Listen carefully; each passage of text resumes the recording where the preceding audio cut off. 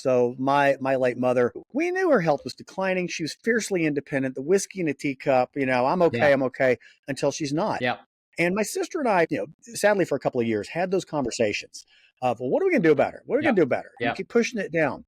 It's an unpleasant conversation Yeah. because you have Yeah. a family member that's fiercely independent that doesn't want to give in.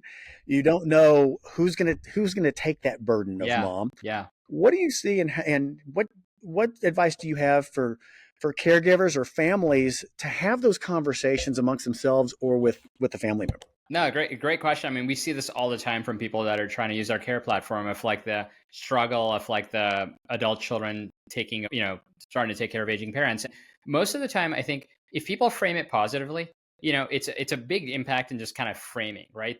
And people use our care platform where it's like, okay, you're getting a pre-med college student to help you. So let's say if you're in, Dallas, it might be somebody at TCU that's like pre-med, right? If people phrase it as we're getting you like this person's going to be your companion, you're going to mentor them, they're going off to physician assistant school, MD school, where I realize like older adults where they deep down know they want to help but they don't want to be a burden. So if you phrase it as it's mutually beneficial, and that's why like Hmm. I think a lot of our care program really benefits, where people are able to sell their parents that you are helping out this kid who wants to go be a doctor, who wants to be a nurse practitioner, etc. You're going to mentor them. You're going to give them an opportunity to help you. Now the older person feels like I'm adding value in this, not that I'm being babysat. And I think that completely changes the dynamic. I would say the same thing with like, people that bring technology for their parents and try to install things. It's like, if it's framed in a positive way, not that Right, I need to keep an eye on you through these kind of cameras, but oh, right. this is going to help you do blah blah blah.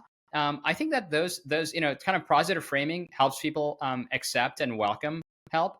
But I think oftentimes if the framing is done is in like you need help, I think immediately people push back because they're like, I don't want to be babysat.